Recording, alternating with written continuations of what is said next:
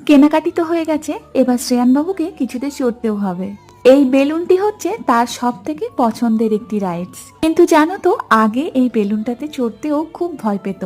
বেশ কয়েকবার এমনও হয়েছে যে টিকিট কেটে ও বেলুনে উঠেছে আর এক জায়গায় ঠায় দাঁড়িয়ে থেকে তারপর আবার বেলুন থেকে নেমে গেছে।